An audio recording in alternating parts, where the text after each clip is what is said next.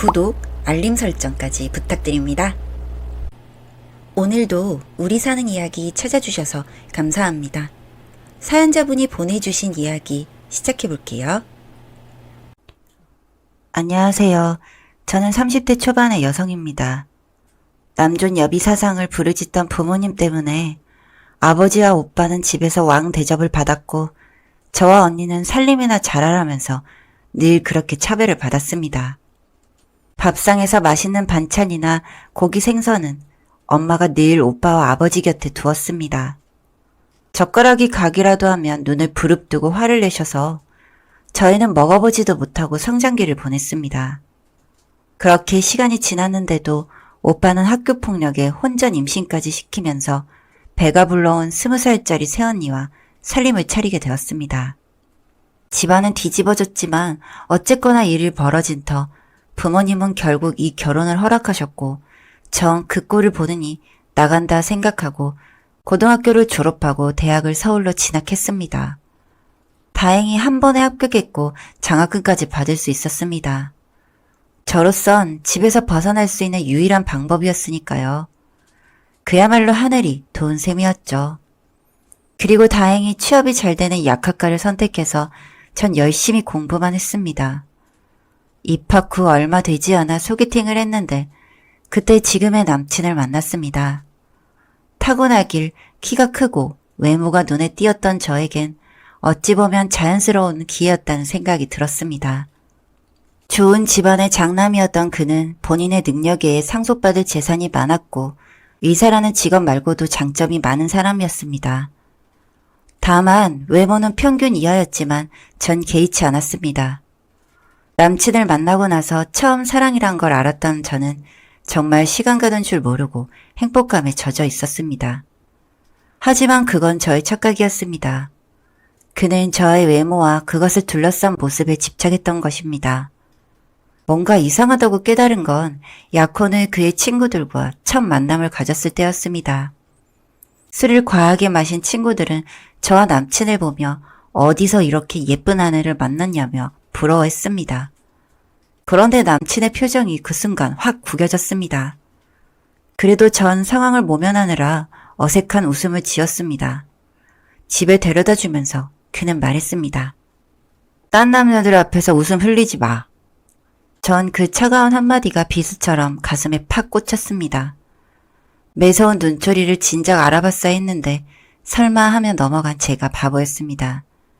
전 순진한 마음에 너무 사랑하는 마음이 깊어서 그런 줄 알고 양가 부모님들의 성화와 결혼을 진행했습니다. 마음이 깊어서 그런 줄 착각하고 양가 부모님들의 성화에 결혼을 진행했습니다. 신혼 초 저는 모든 것이 갖춰진 완벽한 결혼이라고 생각했고 만족스러웠습니다. 하지만 그 시간은 오래가지 않았습니다. 남편은 제가 외출하는 시간에도 쉬지 않고 연락을 해댔고 친구들과 만나는 날에는 2시간이 지나자마자 절 데리러 왔더군요. 솔직히 숨이 막혔습니다. 어떻게 이럴 수가 있나 싶을 정도로 점점점 미칠 것 같았습니다. 심지어 약대 동기들 만나는 동문회에도 찾아와서 저를 기어코 차에 강제로 태워 집에 데리고 간 후 전 분노가 폭발해서 이러지 말라며 화를 내자 처음으로 손찌검을 했습니다. 전 너무 놀라서 그 자리에 서서 말을 더 잇지 못했습니다. 그는 하지 말라면 말 것이지 왜 말대꾸를 하냐는 둥 자기가 우습게 보이냐며 고함을 질렀습니다.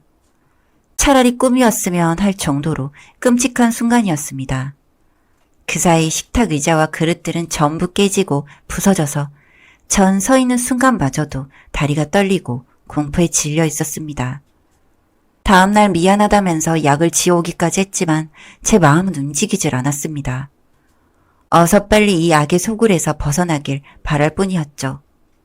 하지만 사람의 일은 어떻게 장담할 수 없는 것이 달력을 보니 아차 싶어 임시 테스트기를 사서 검사를 해보니 명확한 2줄이 나왔습니다. 임신이었습니다. 차마 이제 막 들어선 아기를 지을 만큼 용기가 없었습니다. 어쨌든 이왕 이렇게 된 거 잘 해보자고 결심했고 남편과 화해를 했습니다. 출산을 할 때까진 남편도 노력하는 모습이 보였고 저 역시 다 잊고 살기 위해 애썼습니다. 예쁜 딸이 태어나고 집안 분위기는 사뭇 좋아진 듯 싶었습니다. 아니, 그렇게 믿고 싶었습니다. 한여름 아이가 배밀이를 하면서 귀여운 짓을 하는 것을 보던 남편이 갑자기 저를 침대에 데려가 옷을 벗기는 것이었습니다. 그동안 많이 참았다면서 갑자기 관계를 갖자고 하는데 아기든 아무도 안 보이니 울고 난리가 난 겁니다. 저는 남편을 밀치고 미쳤냐면서 지금 뭐 하는 거냐, 아이가 울고 있다, 혼자 두고 뭘 하겠다는 건지 도통 이해가 안 된다며 일어서자 저의 머리채를 잡고 흔들었습니다. 이유는 자신을 무시했다는 겁니다. 늘 네 감정과 생각만 앞서지? 그래서 뭐? 내가 뭘 잘못했는데? 전 너무 놀라서 울음도 나오지 않고 그 자리에서 정신을 잃었습니다. 눈을 떠보니 제 옆에 아기가 있었고 남편이 링거를 놓아줬는지 수액이 정맥으로 들어가고 있었습니다. 너무 분하고 억울하고 남편이 정신적으로 큰 문제가 있다는 것을 느끼자 서글픔이 올라왔습니다. 아무리 경제적으로 풍요롭고 겉으로는 전문직 부부로 화려해 보이지만 저의 삶은 밑바닥 그 자체였습니다.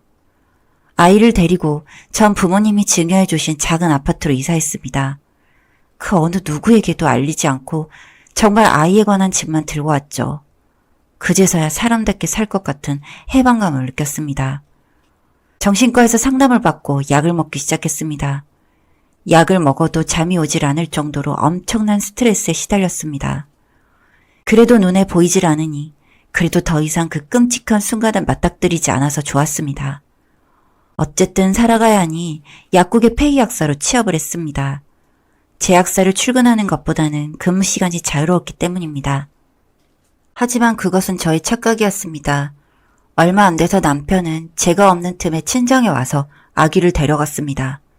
그 과정에 엄마를 밀치기도 하고 아이는 숨이 넘어가게 울었다고 했습니다. 전 경찰에 신고를 하고 드디어 시댁에 가서 아이를 데려왔습니다. 얼굴은 새파랗게 질려서 저를 보자 와락 안겼습니다. 그 뒤로 남편은 절 시시때때로 설득하는 문자를 보내고 어떻게든 회유를 하려고 제 약국 앞에서 꽃다발을 들고 서 있기도 했습니다. 이렇게는 도저히 살 수 없을 것 같아서 법원에 이혼 소장을 접수했습니다. 그러자 남편 쪽에서도 같이 법적인 대응을 했습니다. 엄밀히 말하자면 시부모들이 더 날뛰었던 것 같습니다. 두 분 다 원래 성정이 거칠기도 하고 돈 가진 유세를 엄청나게 떠는 분들이었는데 시간이 가면 갈수록 강도는 더해갔습니다. 그래도 시아버지는 좀 덜한 줄 알았는데 어느 날 절 찾아와서는 어떻게든 마음을 돌려보겠다고 유산을 물려줄 테니 아이를 하나 더 낳고 들어앉으라는 겁니다. 그러면 소를 취하해 주겠다면서 협박 아닌 협박을 하는데 전 정말 소름이 끼쳤습니다. 아버님, 돈이 그렇게 많으세요? 그럼 그 돈 사회에 기부하세요. 전 이제 돈 따윈 필요 없거든요. 그리고 끝난 인연 더 이상 붙들지 말아주세요. 저 정말 힘듭니다. 그러자 부들부들 떨더니 마시던 주스를 제 얼굴에 끼얹는 겁니다. 내 인연? 아직 그래도 내가 네 시아버지인데 감히 그따위로 막말을 해? 솔직히 너보다 더 조건 좋고 부잣집 딸들이 줄을 섰는데 자식 하나 버리는 셈 치고 시킨 결혼이야. 알기나 해? 이 세상 물정 모르는 년아. 전 그 자리에서 경찰에 신고를 했고 그 사건으로 말미암아 숙려기간 없이 재판에 가속이 붙었습니다.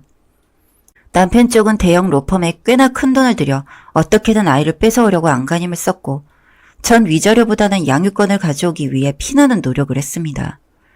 잠도 못 자면서 변호사와 상의를 하고 소송을 겪었던 친구들에게 조언을 들어가면서 목숨 걸고 매달렸습니다. 이 사건이 일파만파 퍼져서 SNS에 오르내리기도 했지만 저에게는 중요치 않았습니다. 아이만 데려올 수 있다면 그 무엇이든 못할 게 없었죠. 전문직이라는 것 말고는 허접한 외모에 분노 조절도 잘 안 되는 인격 파탄자고는 더 이상 한 입을 덮고 살 이유가 없었습니다. 다행히 판결은 저희 쪽 손을 들어주었습니다. 결심 공판이 있던 날 눈에서 뜨거운 눈물이 분수처럼 샘솟았습니다. 남편은 소문이 퍼지는 게 두려웠는지 대학 교수직을 내려놓고 지방의 자그마한 병원으로 내려갔습니다.